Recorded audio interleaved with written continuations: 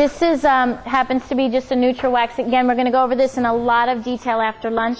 This is zero pigment in this color. This is neutral. It looks white. It just is like no pigment color at all. And I'm just going to take some with a cloth. And I've done this. It looks too dark to me, or it doesn't match what I need. So I can pull off whatever I don't want. As much, again, as much or as little. So. Are these water-based wax? No. The solvent here is mineral spirits. It's mineral spirits, so spirit-based. So, and now also what I'm doing with this wax is now I've just done a final finish. I've now put wax all over the surface. I'm buffing it now. I'm just getting it into the grain, and now I'm done. There's nothing I can put over this that's going to adhere. I cannot put lacquer. I cannot stain this if I think the color's too light. But this is a really nice way to antique something. Simple. You don't have to stain it. I think it can be very attractive. So I think after lunch you all may want to try some of this.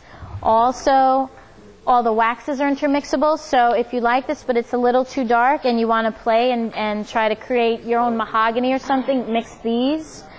We're going to be taking the earth pigments and making our own colors with the neutral. And then we're going to talk about beeswax, the difference between beeswax, liquid wax, and paste wax. Wax will always activate wax. So, yeah, you can put it on with steel wool. You can put it on with a cloth. It depends on how aggressive you want to pull it up. There's two reasons why you're going to do it. One is because if you do want to remove some of your white, if it's too white, which it could easily be because you've just applied it to your whole surface, the neutral wax will take off a lot of it. And go with the grain. Or also, everyone can take some, I guess, scoop them out. Also, wait, there's two reasons to apply the wax. One, it's going to pull up a lot of the liming wax that's on your surface. Two is it's your final sealer. It's your final finish. You're now making sure that you have wax on the whole surface. Put this on the same way? Yeah. With the grain? Yeah, at this point you can go with the grain because now you're pulling it out. So go with the grain. And you're going to pull out as much as you like, and also at the same time you're almost buffing.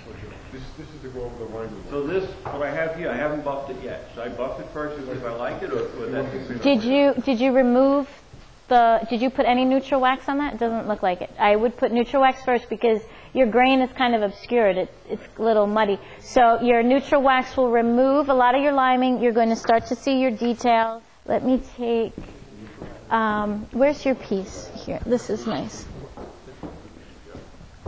I don't know, Barry here has, I don't know if you guys can see from this far away. Bob, let me hold up your piece. This is, here in this corner, if you can see, it's just so muddied we don't see much grain at all. And this is just straight liming wax. And so here is where it's been removed and buffed, and you can kind of see that grain a little bit. So this is what you're looking for. That's why we've used the oak. Look at me. Oh, God, this is terrible. You got to edit me out. This is wrong. I shouldn't be videotaping. Yeah. That one piece you showed us in the beginning, the green. Yes, the green frame. This was stain. Who has the green stain? There should have been a green. I have a sky blue here. This was just, okay, there's green over there. This was just green. It's just what they gave me. But what's nice is here I had some detail here, this recess. You would want a lot of the liming wax to sit in wherever there's a carved area. That's what gives you a nice kind of an accent. So where anything is carved, your wax will sit in there, and it can be an attractive look. It depends on taste. When will we buff this? Yeah, okay, now you have, if you've got neutral wax all over it, you've pulled off the liming wax to what you like. Okay, now you're going to wait 10 minutes and we're going to buff. Let this neutral wax set up for about 10 minutes. That's all it needs, and then we're going to buff it to like a nice sheen. Right. So if anyone wants to try the terracotta, what's really nice is if someone has, if anybody has used a dark stain, a dark brown or something, try to rub in the red. And if anyone has black, I don't know if we had black here today, but the terracotta can give you almost like an Asian effect. Also, all of the waxes are intermixable, so you could mix a little bit of the liming wax with that terracotta.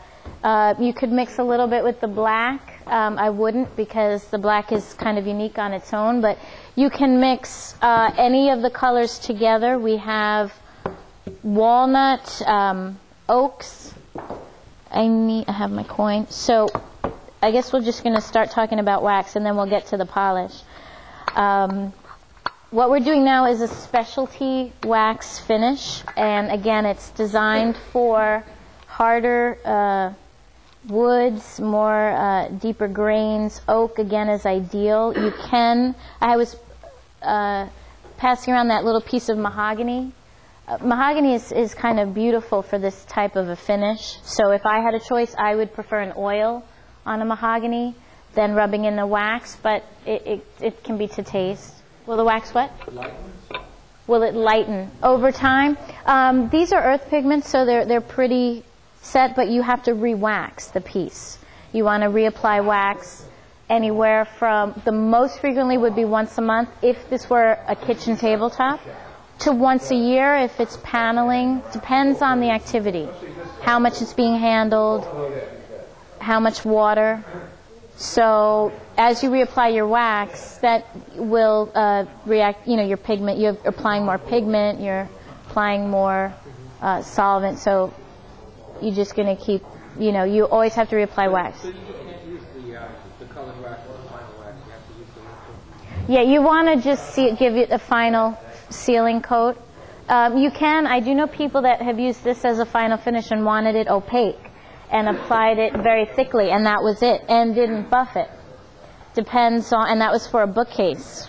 So, which is, I'd never heard of that application before, but you again, it's very much to what you like, but the sealing it with the wax is the nicest way to maintain a little bit of water resistance. It protects your surface a little more. I'd like to pass. Barry, would you pass around the black if someone wants to scoop some out and use them? This particular company, Liberon, and many others, Bry Wax, and so many other companies have colored waxes, and you may see oaks and pines and so forth. I have two here we brought were an oak, a medium oak, and a walnut. I have a raw piece of walnut here, and what you can do, this is something to keep in mind, to save time, and depending on what you want your final finish to look like, I don't have to stain this piece. I can just use a pigmented wax. So I've got raw piece of walnut, steel wool, nothing on the wood, but I'm using a walnut wax. No, in this case I don't need to. I'm just finishing it. I'm not highlighting or accenting anything. We're only opening the grain with the specialty waxes, predominantly for liming. If I'm not liming, I don't need to use that bronze brush. So with the steel wool, what the steel wool is doing is it's agitating the grain slightly. It's allowing the wax to penetrate. I want a very thin, consistent coat. In general, most people put on too much wax. It's probably the biggest error. And it's just very hard to control with a cotton cloth. When you use a cotton cloth, the solvent is absorbed quickly in the cotton. So what's being applied to the wax isn't the full mixture. I'll have thick spots. I'll have thin spots. It will not be consistent when I go to buff. The steel wool is really unique in this case, and only this grade, because it is so fine. And this is finer than any other 4.0 available. It was just written up in Fine Woodworking magazine in December. I don't know if you all saw that. But so if we were really quiet, you could almost hear it. And you got to buff it afterwards? Yes, then you use a cotton cloth to buff. So I'm really working it in, applying as thin a coat as possible. Takes very little wax. The steel wool goes a long way. This doesn't crumble. That's raw wood now, right? This is raw wood. So I'm going to leave a little bit here so you can just see the difference. This saves me a step in staining, a dry time, an hour or two dry time. And I'm going to let this set up about 10 minutes, and then I'm just going to buff with a clean cotton cloth, and then I'm done. And if you want, pass this around. This is walnut wax that's dried. What? Would you use a colored wax on something that's finished with oil or something? You could if you wanted to enhance the color a little bit. You can easily use a colored wax on an oil. If your piece, maybe if you wanted to darken it, because you've got to know that this is going to darken now whatever you apply it to. So if you had a piece with an oil finish and it was too light, you can absolutely use a darker wax. It's a really nice way to deepen something. Now, once my wax is on, this is it. There's nothing I can do to this. I cannot put a varnish. I cannot stain this. Wax has now sealed all the grain. This is the most important. People always ask, well, what do I put on top of this? I'm done. So I need to make sure that this is what I wanted. If this were too light and I needed to stain this, maybe with the Van Dyke crystals, I would have needed to do that first. What I would have to do is take mineral spirits, remove the wax, sand it down. There's going to be wax in the grain. It's going to be hard to kind of really remove it thoroughly. You've got to be very careful. So I need to make sure when I apply my wax, I am at the end of my finishing. I've got the color I want. The wax is matching the other pieces in the room. I want this finish for whatever reason. And I have a buff brush. We have one, right, for everyone to use? I bought one, yeah. Right in the middle, right there. Ah, yeah. What kind of protection will the wax offer? It's the least protection. It's the least water resistant, the least heat resistant, which is why it has to be reapplied the most. But the benefit is wax is considered literally food for the wood. When you put wax on, especially a raw piece where it can penetrate, this will prevent splits, cracks, fading. Wax is so important for wood.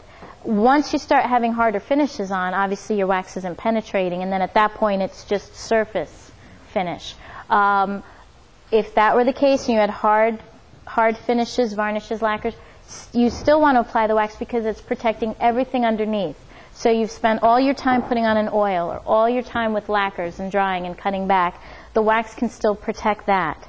So wax is your least expensive finish, the easiest to apply. So let that take all your damage, scratches, dents, little things. The wax will absorb the surface problems. So we do recommend wax for almost everything. And if it can be on a raw piece, even now if this were stained, I'm in the same position. The wax is penetrating right away. The only time wax doesn't penetrate is as I get to my harder finishes, varnish, shellacs, lacquers, polyurethane. So I just happen to have this nice brush. It's a little more convenient. It's curved up, so I'm not going to necessarily bang into the corners of my piece. The handle's kind of comfortable. And you're just going to, as much elbow grease as you want to apply, and you're just going to buff, and this will become kind of silky. And as I do my second and third application, it will bring up more of a shine. First application will be the most matte, then a little shine, then it will never be glossy, but you can bring it up to a shine. JoAnne, do you have to dedicate one brush to one color wax? No, what I would do is, let's say I've done this before where I had a buff liming or black patinating wax. If I get wax on here, which you do, a little mineral spirits will dissolve it.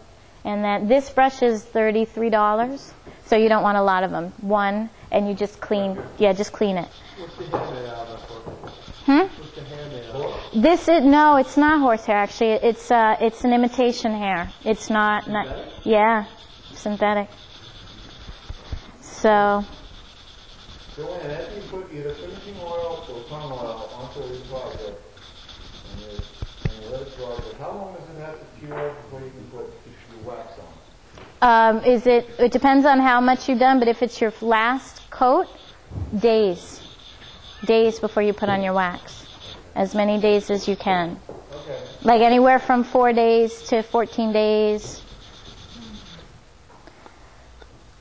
So, if you guys want to try to buff with these brushes, you're welcome to, but cotton cloth here is fine. Clean cotton, lint-free. Make sure it's 100% cotton, and just elbow grease. And you can start buffing your waxes. If we have some raw wood, try some of these colors. This is a medium oak. Yeah, the walnut's like a favorite. Scoop some out, pass it around.